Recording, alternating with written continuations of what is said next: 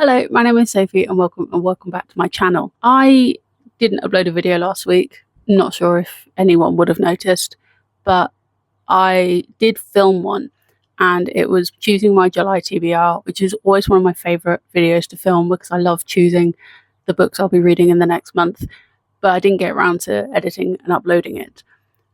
And then June ended and I only finished 3 books, so I thought I would film this extra little tidbit with my June wrap up and bundle it all into one video. I think I did the same thing last month actually. I'm kind of not on my YouTube hype right now, really not feeling being on camera if I'm honest, but pushing through it, trying to avoid looking at the viewfinder. I did finish 3 books last month. Let's do the wrap up first and end with the TBR. I think that makes sense. Anyway, ooh, interesting. I've got a new phone and I record the audio on there and it's actually transcribing it. So yes, I finished 3 books last month. It's lower than my average, but one of the books, as I may have mentioned once or twice, was incredibly long. So we'll get to it. The first book I finished was the second book in the saga of the Unfated Duology by Danielle L. Jensen, A Curse Carved in Bone. And I rated this 4.5 stars. I read the series back to back, really enjoyed it. It feels like a lifetime ago that I finished it and it's only been 2.5 weeks. This is a fantasy romance duology centering around Norse mythology and humans blessed with the blood of gods, and there's political rivalry, there's an arranged marriage, there's a very heavy romance element, some kind of feminist rage, I feel like is an adequate way to describe this book, and it was wonderful. Some of it was very predictable, but I can't figure out if that was a slightly more YA approach to the writing in that it didn't need to be that complex, or a reflection of the naivety of the main character in not seeing these things coming. But overall, I had a good time. It was an enjoyable time. Was it the best written thing I've ever read? No. But you know what? It was fun. It had a good narrative voice. I liked the characters and I really enjoyed this, and I probably will reread it again someday. Plus I got the fun Waterstone special edition because of course I did. It took me longer to finish that book than expected, and as I may or may not have mentioned once or twice, I've been reading a really long audiobook. So in between all of that, I wanted a quick win. And the one I chose was the next installment in the Maximum Ride series by James Patterson. This is book 3, Saving the World and Other Extreme Sports. I don't know what it is about this series. I don't know if it's the narrative style or the short chapters or the formatting, but I can fly through this book. Fly. It's about kids with wings. This is a series, I don't know if it was popular or just popular in my kind of friend group. This series was a huge part of my life as a 13, 14-year-old. Me and my friends were obsessed with this series. We wrote fan fiction. I dressed up as the main character Max for World Book Day once in year 8, I believe. I made my own set of wings. It was wonderful. I had this really cool leather jacket that I still think about sometimes. I rated this 5 stars, absolutely loved it, but it's one of those 5 stars that was absolutely a nostalgia 5-star read. I think if anyone was coming into this series new, it would be absolutely panned. It's very dated, it's very of the time, it's very YA. Is part of the reason I love it, because I read it when I was of the prime age, and rereading it now just fills me with nostalgia. So I had a fabulous time. I'm really glad I picked this up, because otherwise I don't think I'd have even finished 3 books this month. It probably would have only been the 2. So glad I had one very exciting win in the middle of some quite heavy reading this month. Because then we get to last but not least. I've barely been filming and I'm already on the last book of the wrap up, which is why it makes sense to put the wrap up and the TBR together for this month. If you've watched any of my videos recently, I've talked about Shogun by James Clavell a lot, because this book is 1,125 pages. The audiobook was 53 hours and 34 minutes, split into 2 parts, and I rated it 3 stars. And I'm a bit annoyed about it because obviously I've put over 2 days of my actual life into reading this book for it to only be 3 stars. 3 stars is not a bad rating for me. It's literally middle ground average. But what I did find with this book is that it was very insightful because it was a gift from my mum from our wedding. It was insightful to have conversations with her. So even though I felt the narrative was incredibly drawn out, it was very slow. It was one of those where it's super duper long, but I don't really know what you'd cut out. But also, it did feel really slow in places. But it is book one in a 6-book series, and I think at least 3 or 4 of these other books are the same length as this. I think the other thing that made it harder for me is that my mum did kind of spoil a part of it for me, and then that didn't even happen in this book. It happens some point later in the series, so I was waiting for it to build up to a conclusion that never happened. There was a cliffhanger at the end, nothing feels resolved. So I'd read all of this for it not to feel like it had a conclusive ending, and it was a bit frustrating. So it was 3 stars, but I had some really good conversations with my mum, and I worded it quite well in the TikTok I filmed, so I might insert that footage here. I think it was more interesting because my mum gave it to me and I could have some interesting conversations with her. It was interesting how we perceive different things, being from 2 different generations where she grew up. Like, this is a book about historical Japan, and coming at it as a English man who knows nothing of Japanese customs. And for my mum, she said it was her first way of learning about Japan as a culture, because she grew up in a time without the internet and without TV shows and things and ways that we learn more about other cultures. Whereas I've grown up in a more accessible world, so I know more about Japan as a culture. And to me, the English and Dutch characters in this seemed very presumptuous and entitled, but it was really interesting to compare those opinions. But yeah, it was really interesting to read this book and discuss it with her. So 3 stars for Shogun. I do think I'll come back to the series at some point, but I just need a break now. I need a break. So let's get into the bit where I picked my July TBR and see how it all links together. It's getting to that time of the month. It's time for I was going to say weekly reading wrap up. That is absolutely not what we're doing today. July TBR. We're going to be picking my July TBR. So I try to have about 6 books on my monthly TBR, and I generally, as if I don't do it the same every single month. I have a bunch of categories. I pick a book for each category. Bish bash bosh. We have different methods for different categories. It's a fun time. Let's get into it. Monthly TBR. So the first category is my wedding library pick for the month. TLDR, when my husband and I got married, we asked our guests to gift us a copy of their favourite books, so we'd have a little library of our favourite people's favourite books. Initially, I called it a book club. When the following year we took it in turns each month to pick a book from the library. I think that lasted for maybe a year and a half, 2 years, and it just got to the point where my husband, who wasn't reading the books, had forgotten what I'd read and what I'd already picked, and I was getting to the point where I was only picking the books I was excited about, so I was left with books that I knew less about, so I wasn't as excited about them. So I put them all into a spinner, and now I let the spinner choose, and I don't call it a book club anymore because it's just me.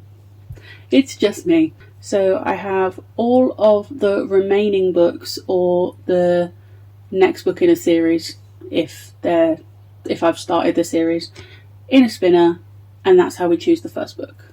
That was long-winded, and I feel like I explained it quite badly, but I think we got the point across. I don't even know how many. Oh, we've got 20 options left, though there's more than 20 books because some of these are series. Let's just do it. This makes me anxious. Oh, that's fun. So it's picked the number 1 Ladies Detective Agency, which is a series by Alexander McCall Smith. I read the first book. Was it earlier this year or the end of last year? Earlier this year. So I'll use this to pick out book 2. Oh, I think it's called Tales of the Giraffe or something. It's about a ladies' detective agency in Africa, and it was actually really interesting to read about culture that I don't tend to read about. Either way, whatever book 2 in the number 1 ladies detective agency series is, I will be reading that this month, which is very exciting. That's fun, and it's not too long either, especially considering I've just finished Shogun by James Clavell, which was the May pick, and it took me 44 days to finish, and I finished it in June.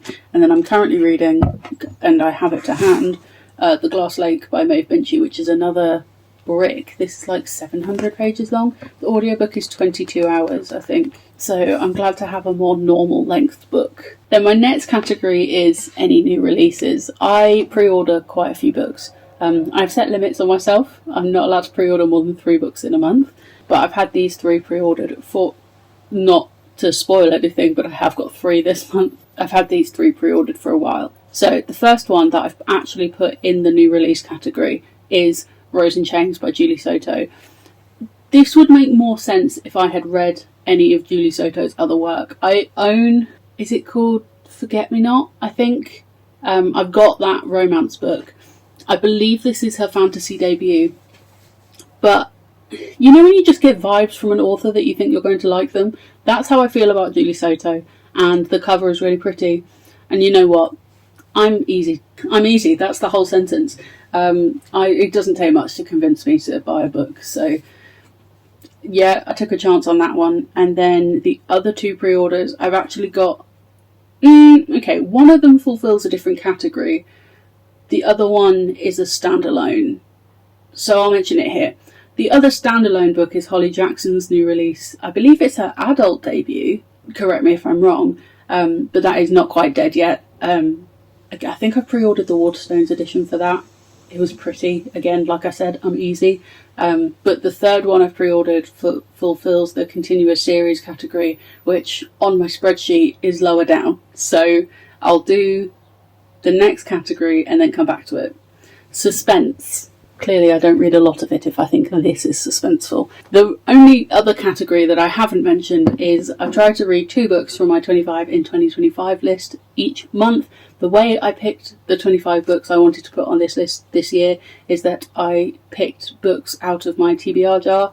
All of this shelf behind me, except this middle one, these are all my unread physical TBR. So I do have a TBR jar with almost all of the titles in. I have stopped adding titles and my plan is to make a new jar when I get through this, but that's going to take time. So we'll see how that goes. I have a bunch of bits of paper on the top of books that are in progress or books I've drawn but I haven't read yet. And either way, I picked 25 books out of here and that's how I made my 25 in 2025. And then I have a slightly smaller jar with those 25 in it, and that's how I've been choosing which one I read this month. We have quite a variety. This top shelf of my car is what's left of my 25 in 2025, and there is still quite a lot of variety, so let's see what we get.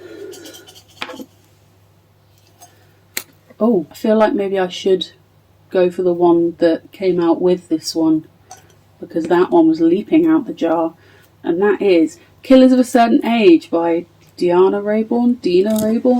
Killers of a Certain Age. They're old hands at this murder business. I saw the booktuber Chandler Ainsley talking about this and I thought it sounded really fun. It gives me Thursday Murder Club vibes, which I'm so up for. Cozy mystery is so the vibe.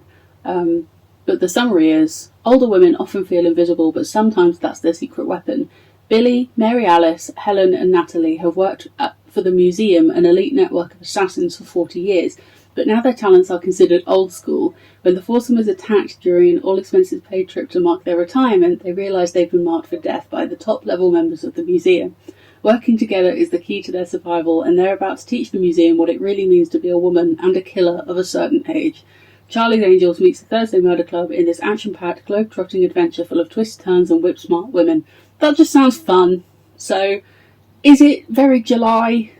Not really. But actually, it might be suitable for Summerween, hosted by Gabby Reeds, which is a readathon I tried to do last year, but I didn't really have the time to commit to it properly. But I like the idea of building a TBR for Summerween, so maybe this can go on it. That's fun. I'm really excited about that one, actually. That's going to be a nice little... I was going to say palette cleanser. Absolutely not a palette cleanser, but a different kind of genre. Let's pick the last piece of paper. Oh, come on. There we go. This is probably the same one I picked before. Oh dear. Okay. Now we're committing to another series. This one... okay. I've never read Shatter Me. And I bought the box set from the works, so I have what is it, 5 books? I know there's a bunch of novellas. I don't have them. I'm not allowing myself to buy anything else to do with this series until I've read it, because I do have the Waterstone special edition. But then they released the second book, and I think the third book has come out in the special edition, but I'm telling myself I'm not buying it until I know whether I like the series. Because what I've realised recently is that some books that are TikTok famous or just generally get really, really popular are either popular for the season they're in, such as, I think, Twilight, because people have been rereading that series, or I've seen people rereading it now, and it's so dated, and it was really popular when it was popular for a reason, but if it was re-released now, it wouldn't succeed in the way it did. But then you get series like The Hunger Games, which were incredibly successful, and they're still releasing sequels, which are also incredibly successful, and if they were re-released now, they would also still be incredibly successful. Maybe it's a genre-based thing, because Twilight is technically contemporary, so it's dated within when it was set, whereas The Hunger Games is dystopian, so it can't feel... But then the writing style can still feel dated, and I think this is also dystopian. I don't actually know anything about it. I know it's YA, so there's a real chance that I won't like it because it's YA, and it's just, I'm not the target market anymore. It does contain mature content. Maybe it's not YA. Basically, I bought this because it was TikTok famous, and I don't really know anything about it, but here we are.